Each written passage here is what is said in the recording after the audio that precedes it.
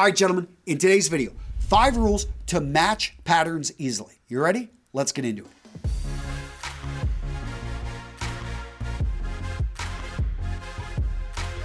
So I'm going to start this video off with a quick hack, explaining how I put this together. Now, this is probably not something I would normally wear. It's a little bit loud, but what I wanted to wear this for and to illustrate is the patterns. So the hack here is whenever you're going to bring in difficult patterns, bring in something usually smaller on accessory that has multiple colors in it. Then just make sure that one or more of those colors simply works with every other piece you're going to bring in. So this shirt right here, you can barely see it, but it's got a small dot pattern. It's a dark navy blue shirt. And in this necktie right here, we've got that dark navy background. Now, there's also a navy and another variation of blue that matches in the jacket. So the jacket works with the tie as well, and the pocket square. There is a pink that matches the pocket square. Why this hack works, whoever put this necktie together, I trust did a pretty good job of saying these colors are harmonious. I simply rode on his coattails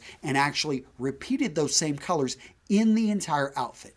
Makes sense? And that's a hack that you can take to the bank. To start things off, let's throw out some terms, because if we're going to talk about patterns, you need to know the patterns that are the most common in menswear. So let's start off with solids. Solids are not patterns. They are simply a straight color that has no pattern in it. But then when we go look at patterns, let's bring up stripes. So first up, we've got the chalk stripe. Now, chalk stripes and pinstripes, which I'm going to bring up next, are commonly found in suits. Next up, and over in shirts, we're going to see the awning stripe. We're going to see the bangle stripe. We're going to see the candy stripe, and we're going to see pencil stripes. Also, in shirts, very common, we're going to see checks. There's a wide variety of checks, and we will also see these in suits, neckties, and pocket squares as well. Are going to be, we've got tartan, we've got Glen check, we've got graph check, we have gingham, then we have tattersall. Now, the next 2 fabrics I'm talking about are common in sports jacket. I'm talking about houndstooth, which somebody apparently thought looked like a houndstooth. And then we've got shepherd's check. Next up, and very common in shirting, we've got twills. Now, twills we're going to find in trousers, we're going to find over in jackets, and a twill weave is simply a tight weave that has a very particular type of weave when you've got the warp over the weft, but common and seen in the twill is going to be the herringbone weave. It's a very distinctive pattern, very common in shirts, but also seen in jackets. Why I love this particular pattern, it's so versatile, and from a distance, it can look like a solid. Now, the next 3 fabrics I'm going to talk about are very common in casual suits. We're talking about bird's eye, nail's head, and shark skin.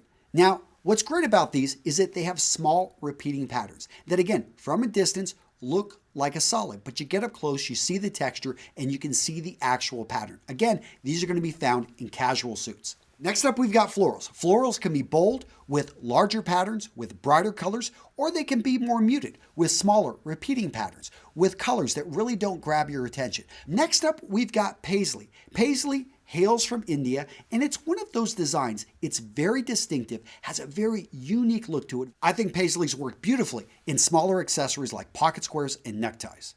Finally, we've got dots. Now, dots are an interesting pattern because the size of the dot and the contrast with the background fabric can actually make it very casual if it's a larger dot with a high contrast, or it can actually be pretty formal if you can barely see the pattern, such as actually the shirt I'm wearing right now. Rule number 1 to getting started with matching patterns, guys, is keep the colors muted. Stick with colors that you know are going to work for you because we're focused here on the pattern. You don't want to try to bring in something super bold that you've never worn before. Then all of a sudden the pattern, it's just too much to try to bring in. Rule number 2, bring in patterns gradually. So with my base items like my jackets, my trousers, my shirts, these are items that cost a lot more than small accessories like neckwear, pocket squares. So it's pocket squares and neckwear that you want to start with bringing in some of the patterns. They're items that you can switch out easily. They're going to cost you usually a lot less, and you can make mistakes here. You can try things. The next thing, if you want to start bringing in patterns, then focus in on the shirt. The shirt's usually $30, $40, but that's a lot less than going out there and buying a suit with a pattern that you think you're gonna like, but then you end up wearing it once, get tons of compliments, but realize, wow, I can't wear that again and again. I can only wear that once a month, because patterned items, they're something that you're gonna have to rotate through your wardrobe. You can't wear again and again. And that's where solids should form, in my opinion, the base of most of your wardrobe. Now, when it comes to trousers, I would advise you to be very careful with bringing in patterns here. Legs, people, we want the eyes to go up and down, usually down to the shoes, maybe up to the face, but we don't want to get them stuck on the pants. Rule number 3, avoid having similar patterns right next to each other. We're talking about proportion, we're talking about size, we're talking about type. You don't want to wear a pinstripe suit with a pencil striped shirt with a pinstriped necktie. It's just going to look overly matched, and when they get next to each other, you can have a little bit of an optical illusion. Basically, the patterns can almost look like they're moving. Instead, maybe take that pinstripe suit and match it with a twill shirt and a dot necktie. That's going to be a much better combination. Now, really quick, let's talk about proportion. You can wear patterns next to each other which are different in proportion. So you can wear a pinstripe suit with a Bengal stripe shirt. Because the thickness of the lines is so different, it's actually can work. Now, it's not something I recommend. I like for guys to get a little bit more creative, but it is something you can pull off. Tip number 4, look for items that complement each other, not that exactly match. And the difference is when something exactly matches, usually made from the same pattern, having the same color, it looks very amateur. Guys, I want to level up your style. So what you're looking to do, I talked about it at the hack at the beginning of this video, is look for colors that are going to work with other colors in the outfit. That's why I like certain accessories that have a wide variety of colors. When I look at this one right here, all the different colors, this blue matches in this jacket, the darker blue into the shirt, multiple times actually matches there. It may be the orange may be overpowering the pink in the necktie. I think you guys get the point.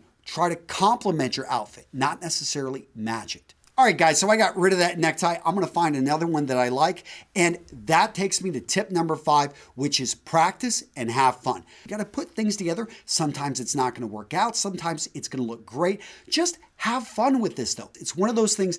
So few men bring it into their wardrobe. Hopefully this video made sense. If you've got questions, let me know down in the comments. I want to be down there engaging with you guys. Make sure to go check out all the other things I've created for you over at realmenrealstyle.com, my website. I've got a free app for you. I've got a podcast that has over 100 episodes now. All these great courses that you can take. Just if you want to improve your style, take action so that you can become the man you know yourself to be. That's it, guys. Take care. I'll see you in the next video.